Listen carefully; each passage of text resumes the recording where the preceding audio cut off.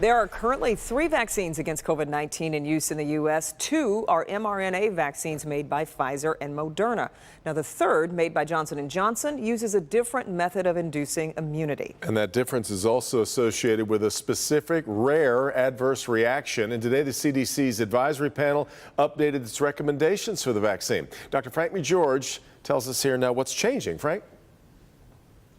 Yeah, Kim and Evan. So the J&J vaccine received its initial emergency use authorization back in February of this year. By April, its use was halted for 10 days due to reports of a rare but serious adverse reaction called thrombosis with thrombocytopenia, or TTS. Now, at that time, it was decided the benefits of the vaccine outweighed the risk of this rare complication. Today, updated data since April was reviewed. TTS was once again reviewed.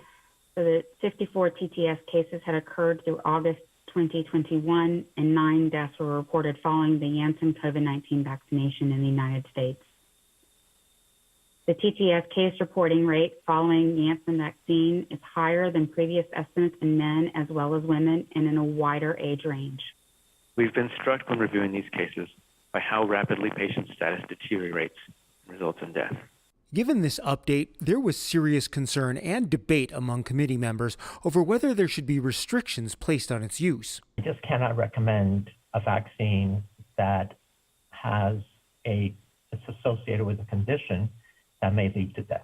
We are very concerned about this rare side effect, and to the point about what would I recommend to my family members, I would not recommend a Janssen vaccine to my family members. On the other hand, I think we do have to recognize that different people make different choices, and if they are appropriately informed, I don't think we should remove that option from them.